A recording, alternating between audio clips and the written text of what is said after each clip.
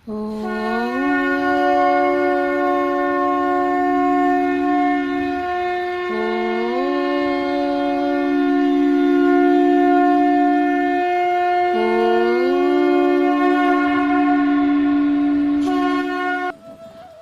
श्री परमात्मने नमः।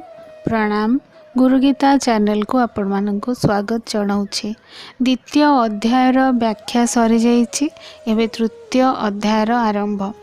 द्वितीय अध्याय रे भगवान आमको बुझाइले शरीर और जीवात्मार फरक कौन, कर्तव्य अकर्तव्य कौन, साधना किपरि करा जाए, स्थित प्रज्ञ किपरि हेबा इत्यादि इत्यादि।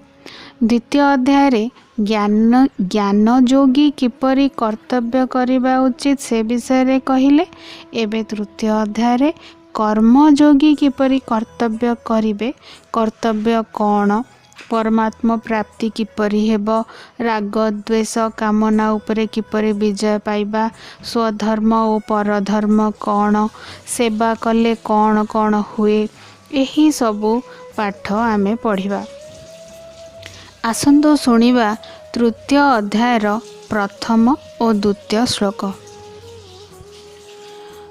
अर्जुन उवाच जायसी चेत् कर्मणस्ते मता बुद्धिर्जनार्दन तत्किं कर्मणि घोरे मां नियोजयसि केशव।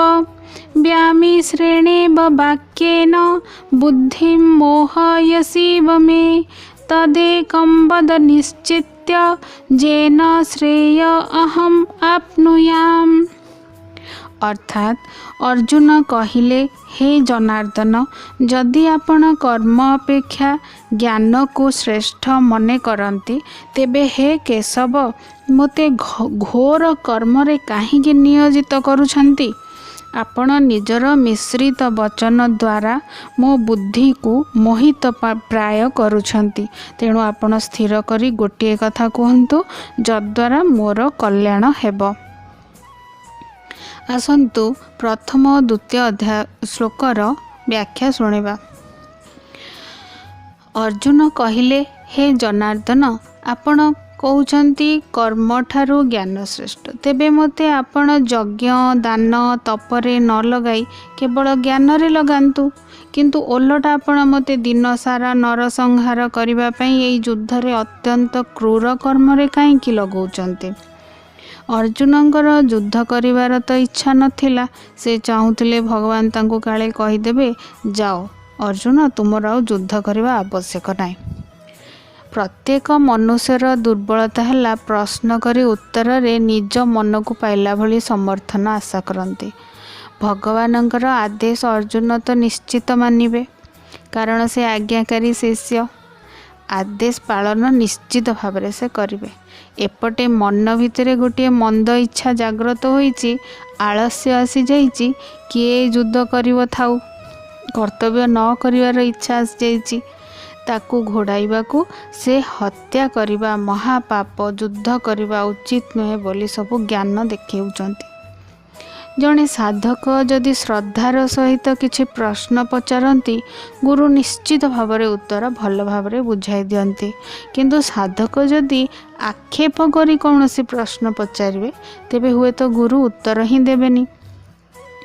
किंतु अर्जुनंकर भगवान प्रति घोर श्रद्धा अच्छी, तेणु से पचारिले, व्यामिश्रेण इव वाक्येन बुद्धि मोहयसी इव मे। अर्थ, आपणकर एही मिश्रित वचन रे मोर बुद्धि मोहित प्राय हो जाउछे। अर्थात मु स्पष्ट रूपे बुझी पारुनी जे मु कर्म करिवि ना ज्ञानर आश्रय नेबी। अर्जुन भगवान कथा भल भाव बुझी नाहांती, सेथिभाई तांको कथा सबू मिश्रित भली लागिला, गोलमालिया लागिला और तांको लागुची भगवान तांको वचन रे मते मोहित कर दउचंती। सेथिभाई से भगवान को अनुरोध करी कहिछंती, तदेकं वद निश्चित्य जेन श्रेयः अहम आप्नुयाम। अर्थ, कर्म कले मोर कल्याण हेबो ना ज्ञान प्राप्त कले मोर कल्याण हेबो, जेउथिरे मोर निश्चित कल्याण हेबो, सेही कथा केवल मते कहंतु। भगवद गीतार द्वितीय अध्याय सांख्य योग, बुद्धि योग, इंद्रिय संयम, फल कामना न रखी कर्म करने एवं नूतन शिष्यर कर्तव्य आदि सबू कथा एकाठी कहगला। ए सबू को भल भावरे बुझी सही अनुसार कार्य करिबा पई एक प्लानिंग दरकार, एग्जैक्ट रूटीन दरकार, जड़े साधारण मनुष्य बुझी पारला भली कार्यसूची दरकार। सेतिपई हुए तो अर्जुन एसबू गोलमालिया कथा गुड़ाक भल भावरे बुझाइबा को अनुरोध करछंती। भगवानंकर शब्द जालरे अर्जुन को पकाइबार कौनसी इच्छा नथिला। तांकर अभिप्राय केवल अर्जुनंकर द्वंद्व दूर करबा ही थिला। अर्जुनंकर एही प्रश्न जोगु भगवद गीतार जेते प्रकार स्टूडेंट अछंती समस्तंकर बहुत लाभ हेबो। कर्मयोगर रहस्य समस्ते बुझी पारिबे। सत्य कथा, एते गुड़ाए कथा एका संगे कहीदेले आमर भी बहुत असुविधा हो जाइछि। तेबे कथा है द्वितीय अध्यायटी होची संपूर्ण गीतार सार। तृतीय अध्याय ठारू अष्टादश अध्याय पर्यंत एहाकू से भल भावरे धीरे धीरे बुझाइछंती। एहा परे भगवान अर्जुनंक प्रश्नर उत्तर देउछंती श्लोक 3 रे। आसंतु सुनिबा श्लोक 3। श्री भगवानुवाच लोकेस्मिन् द्विविधा निष्ठा पुरा प्रोक्ता मया नघ ज्ञानयोगेन सांख्यानां कर्मयोगेन योगिनाम्। अर्थ, श्री भगवान कहले, हे निष्पाप अर्जुन, एही मनुष्य लोकरे दुई प्रकार निष्ठा अछि बोली पूर्वरु मु कहि सारिछि। तन्मध्यरु ज्ञानी मानंकर ज्ञान जोगरे निष्ठा हुए एवं योगी मानंकर कर्म जोगरे निष्ठा हुए। आसंतु एहार व्याख्या सुनिबा। भगवान कहिले, हे अनघ, अनघ अर्थ हे निष्पाप अर्जुन, मनुष्य मानंकर ज्ञान जोग और कर्म जोग दुई प्रकारर साधना करिबार अधिकार अछि और साधक हेबार अधिकार मध्य अछि। निष्ठा बा समता बा स्थित प्रज्ञ स्थिति को ज्ञान जोग और कर्म जोग उभय प्रकारे प्राप्त करा जाई पारे। ज्ञान जोग हेला सांख्य निष्ठा, कर्म जोग हेला जोग निष्ठा। सिद्धि असिद्धि और प्राप्ति अप्राप्ति रे समान रहिबा हेउछि कर्म जोग बा जोग निष्ठा। एही नाशवान संसार ठू निजको अलगा भाबी केवल परम ब्रह्म परम शांति रे रहिबा हेउछि सांख्य जोग बा सांख्य निष्ठा। एई दुई प्रकार निष्ठा को मानि नेबा उपरे विशेष गुरुत्व दिया जाइछि। जानिबा ओ मानि नेबारे फरक अछि। जेमिति कि भगवान सर्वत्र विद्यमान आमे शुणिले कि पढ़िले कि केही आमको तांकर अनुभूति कहीदेले आमे ताहाको जानिलु जे भगवान अछंती, किंतु आमर निजर अनुभूति तो नाही।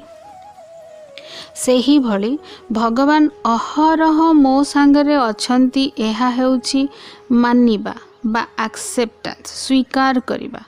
जेमिति आमको कहा जाए अमुक मोर माँ, आमे मानि नेइछे से मोर माँ बोली। सेतिपई जीवन रे केबे हेले डाउट आसीनी जे से सतरे कौन मोर माँ ना आउ के। ताहले मानि नबारे असुविधा कौन जे भगवान अहरह मो सांगरे अछंती, उठंती, बसंती, खांती, बुली जाती, सबु करंती, देखंती, बुझंती, केवल देखा जानती नहीं। जेमिति आमे गणित कला बेले प्रथमे लेखंती धरा जाऊ x = 1 कि a = 1, तापरे प्रूव करंती x = y और a² = b²। सेमिति आमको प्रथमे मानि नेबाकू हेबो जे भगवान मोर बंधु सखा कुटुंब बाबा माँ सबू तांको छड़ा मोर आउ केही नाही। मोर भगवान मु भगवानंकर, से मोर मु तांकर।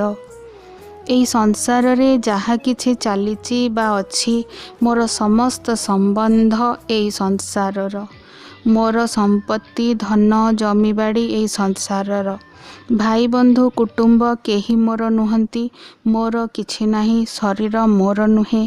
एही निष्ठारे जो साधक साधना करती से माने ज्ञान योगी बोली भगवान कहले। ज्ञान जोगे न सांख्यानम, ज्ञान बा विजडम निहाती दरकार प्रत्येक साधकंकर। अलौकिक भगवत सत्ता को पाइबा को हेले प्रथमे लौकिक दुनिया को छाड़िबा को हेबो। जेमिति गोटे छोट पिलाटीए बड़ टेडीबेयर को जाबुड़ी धरिचे किंतु माँ कोल को जीवाकू चाहूची। माँ चाहूँचंती पिला को आदर करने को, किंतु विराट टेडीबेयर धरथिबारु से आदर करि पारु नांती। टेडीबेयर छाड़ी दे मु कोଳରେ रखिपारि नले मु गेल करिपारिबिनी बार बार कहवाकू पड़ुची। टेडीबेयर धरिकी आदर मिल पारिबनी। ठीक सेमती भगवान अलौकिक शक्ति से चाहूँचंती आमको आदर स्नेह ऊपर को उठाइबाकू, किंतु आमे ए लौकिक शक्ति को छाड़ी पारुनु। जो दिन छाड़ीदवा आमर भगवत प्राप्ति सुनिश्चित। यहाँ ही ज्ञान जोगरे जोगी माने बुझिछंती बा मानि नैछंती, स्वीकार करिछंती। कर्म जोगेन जोगिनाम अर्थ वर्ण आश्रम स्वभाव और परिस्थिति अनुसार जो काम सामना को आसे सेही कर्म बा कर्म फल कामना ममता आसक्ति त्याग करी ताहा संपादन करिबा तथा कर्मर सिद्धि असिद्धि रे सम रहिबार नाम कर्मयोग। काहाकू खराब कथा न कहिबा, काहापाई मंद भावना न रखिबा, काहार अमंगल चिंता न करिबा, एही तीनोटी को स्वीकार कले कर्मयोग आरंभ हो जाए।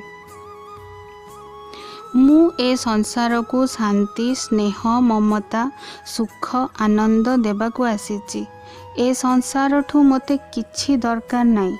जहा मिलिची ताहा प्रभु इच्छा और जहाँ मु पाइनी ताहा मध्य प्रभु इच्छा। अतीत रे कौन हैला ताहा चिंता नहीं कि भविष्य रे कौन हेबो ताहा चिंता नहीं। केवल आउ केवल वर्तमान ही मो हाथ रे अछि।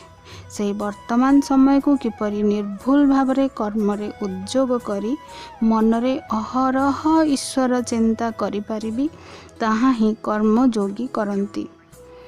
ए ओ शेषरे निर्वाण प्राप्ति करंती, परम शांति रो अनुभव करंती। भगवान अर्जुन को एही श्लोक रे अनघ निष्पाप कही काहीकि संबोधन कले, कारण अर्जुन निजर संदेह दूर करिबा पई ओ निजर आत्मकल्याण पई छोट पिलाटीए भली सर्वस्व समर्पण कले। आ मानि नैछंती भगवान जहा कहिबे मु ताकू ही करिबी, सेथिरे मोर कल्याण ही हेबो। आम मानकर मन छोट पिलाटीए भली शुद्ध नुहे, अहंकार रहुची मूर। सेथिपई आमे भगवान को प्रश्न तो पचारुचे किंतु उत्तर आमको सुना जाएनी। मन स्थिर हेबो, आत्मा शुद्ध हेबो केवल अहरह भगवानंक सह कथबार्ता करने द्वारा। मने मने कथा हेबाकू हेबो, भगवान को सामना चेयर रे बसाई कथा कहिबाकू पड़िबो, सिक्रेट मीटिंग रखियाकू पड़िबो, जेमिति केही देखि परिबेनी। निजर दुख सुख सबू सांग आगे कहिला भली प्रभु को यही सबू कथा कहिबाकू हुए।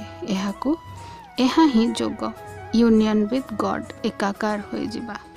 धीरे धीरे यही परी अभ्यास करू करू आत्मा निर्मल हेबाकू लागिबो। पूर्व जन्मर पाप कर्म सबू धोई हो जिवो। असतोमा सद्गमय, असत्रु सत आड़कू आमर यात्रा आरंभ हेउ। तमसो मा ज्योतिर्गमय, अंधकारु ज्योति आड़कू गति हेउ। मृत्युर्मा अमृतम गमय, मृत्युर डर छाड़ी परमानंदर परम शांतिर सच्चिद आनंद स्वरूपर अनुभूति हेउ। आज पई एतिकी। ओम तत्सत।